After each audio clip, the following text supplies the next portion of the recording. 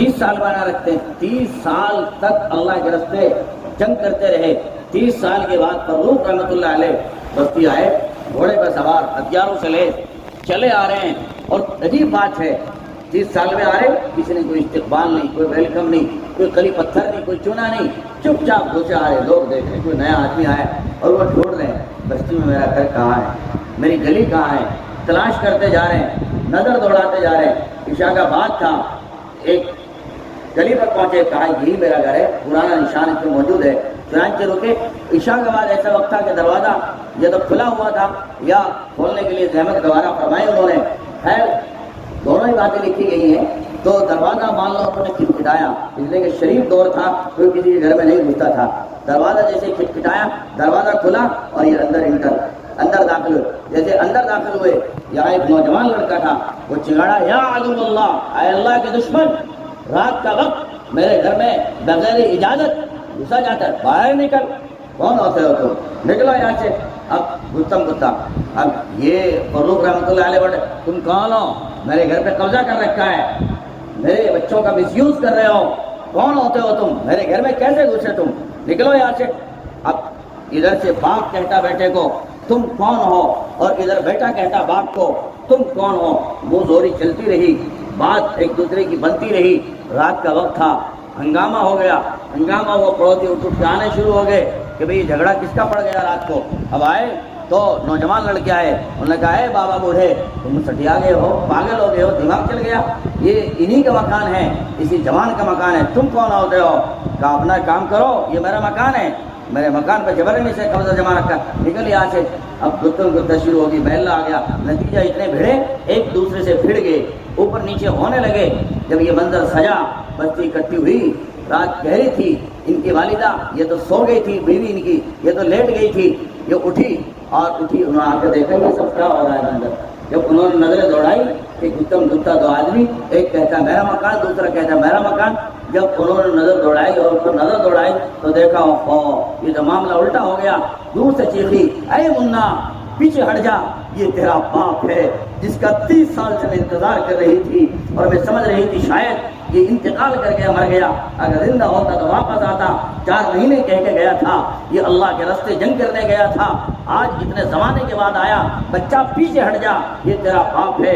اور ان سے کہا ارے اللہ کے بندے، یہ تیری اولاد ہے، تیرا بیٹا ہے جس سے تو گفتم گتا کر رہا ہے، یہ تیرا بیٹا ہے، یہ وہ بچہ ہے۔ جب تم یہاں سے گئے اور یہ بچہ میرے پیٹ میں 6 مہینے کا پل رہا تھا، تم نکل گئے، تمہیں نہیں پتا بچہ پیدا ہوا یا بچی پیدا ہوئی، تمہیں کچھ خبر نہیں، اور کوئی خط و خطوط بھی نہیں ہوا، یہ تمہاری اولاد ہے۔ اپنی اولاد کو اس طرح مارتے ہیں، اس طرح جھگڑتے ہیں۔ کہا مجھے کیا پتا۔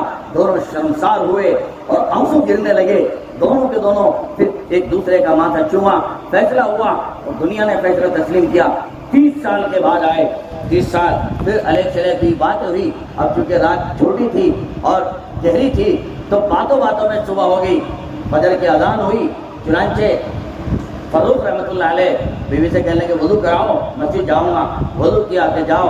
کہا شاید تمہیں تو نماز نہ ملے۔ کہ کیوں؟ کہ یہاں نماز جلدی ہو جاتی ہے۔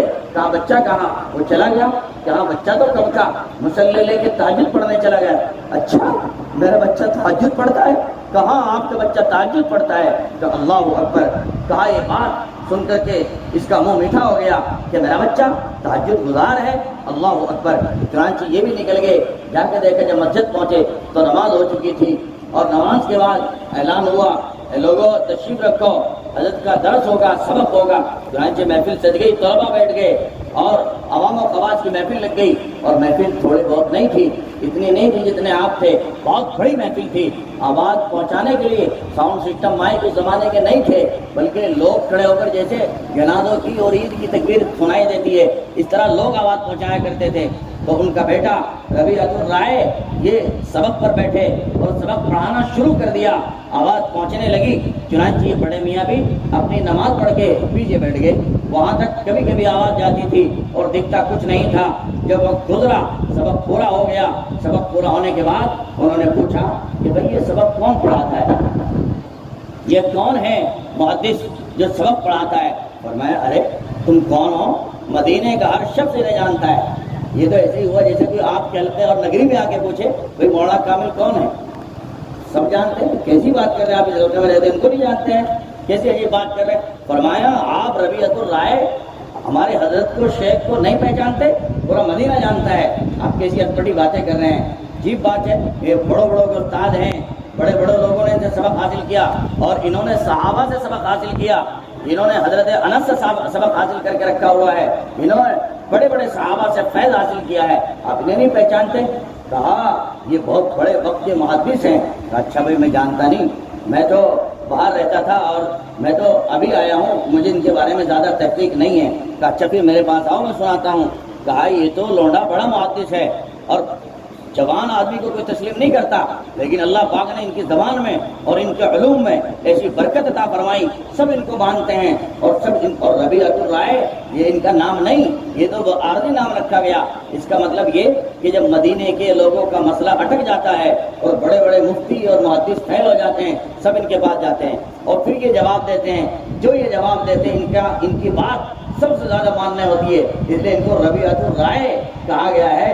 کہ یہ جو فیصلہ سنا دے، جو رائے سنا دیں، بس وہی قیمتی اور وہی فائنل ہو جایا کرتی ہے۔ تو یہ بہت بڑے کس کے ہیں، کہاں کے رہنے والے ہیں؟ فرمایا یہ تو بچہ بس یہ سمجھ لو یتیم ہے، یتیم تھا۔ اب تو یہ پتہ لگا ہمیں کہ اس کا باپ تھا، بہت دن پہلے وہ جنگ کرنے گیا تھا اور قریب اسے آج گئے ہوئے 27 لگ بھگ 30 سال ہو گئے، وہ نہیں آیا۔ ان کی امی نے اس کو محنت سے پڑھایا، خرچہ دیا، پڑھاتی رہی، دعائیں کرتی رہی، اللہ کی شان یہ پڑھتا گیا، بڑھتا گیا، محنت کرتا گیا، اور یہ آج جوانی کے عالم میں بڑا محدث بن گیا۔ اس کا باپ کا نہ جانے انتقال ہوا، یا ہم تو سن رہے ہیں کہ وہ شور ہوا، کل کے آیا بھی تھا، کوئی جھگڑا وغیرہ بھی ہوا ہے۔ اس کا باپ تھا فروخ نام کا، وہ اتنے برس سے گیا ہوا ہے، یہ اس کا بیٹا ہے۔ اب جب اس نے بات سنی میرے بیٹے کی بات ہو رہی ہے تو فوراً ابل گیا، کہا یہ ربیعۃ الرائے ہے؟ ہاں یہ ربیعۃ الرائے ہے۔ کہ آنسو پہ قابو نہ لا سکا اور بکھر گیا بوڑھا۔ پوچھا آپ کیوں روتے ہیں، کیا معاملہ ہوا؟ کہا میں اس کا باپ ہوں، مجھے نہیں پتا یہ میری اولاد ہے اور یہ اتنی قابل ہے، میں کل ہی تو کہاں کل ہی تو آئے ان کے والد، کہا میں ہی تو ہوں، میں کل آیا ہوں۔ یہ سسکیاں لیتا ہوا اور خوشی کے آنسو نیارے ہوتے ہیں دوستو، وہ آنسو گرے ہوئے تھے، یہ جلدی سے جھپٹ کے گھر آیا اور ابھی لوگ حضرت سے مسافہ ملا ہی رہے تھے۔ گھر پہنچے، بیوی نے پوچھا خیریت تو ہے، کیا حال ہے، آنکھیں کیوں دل ملا رہی ہیں، کیوں رو رہی ہیں، آنسو کیوں، آنسو بھر کے رکھے ہوئے ہیں؟ فرمایا کہ مسجد گیا، ربیعہ کے بارے میں یہ معلوم ہوا وہ تو سب کا محدث ہے، سب کا استاد ہے۔ کہا عجیب بات ہے، کہا بیوی میرے ذہن میں ایک سوال ہے، میں جو 30,000 روپے دے کے گیا وہ کیا کیا آپ نے، وہ کہاں گئے؟ فرمایا بابا بہت اچھے موقع پر سوال کیا۔ فرمایا وہ 30,000 تمہیں زیادہ پیارے ہیں یا یہ اولاد زیادہ پیاری ہے، یہ بتاؤ۔ فرمایا اگر 30 کے مقابلے میں ربیعہ کو تولوں تو 30 کی کوئی ویلیو نہیں، ربیعہ کی ویلیو ہے۔ فرمایا میں نے تمہارے 30,000 روپے، 30,000 اشرفیاں تمہارے اس بچے کی تعلیم پر خرچ کی ہیں، ان کے نام پر میں نے خرچ کیا ہے، اب آپ کا حساب لیتے ہیں۔ تو بہرحال فروخ رحمۃ اللہ علیہ تو اس ساری داستان سن کے خود ایسے اندر سے پھوٹ کے رو رہے تھے شکرانے کے نام پر کہ پیارے رب آپ نے میرے ایک معصوم سے بچے کو جو میرے پیچھے بڑا ہوا، جوان ہوا، علم حاصل کیا، متقی پرہیزگار بنا، علم حدیث کا پیکر بنا، مجھے آج شان ہے۔ دوستو کہو جو فروخ رحمۃ اللہ علیہ کا جذبہ ہے، ہر کسی باپ کا یہ جذبہ ہے، اگر اس کا بیٹا کامیاب ہو جائے باپ کا سر فخر سے اٹھ جاتا ہے، سب کو فخر ہوتا ہے، عزت ہوتی ہے اور رشک ہوتا ہے۔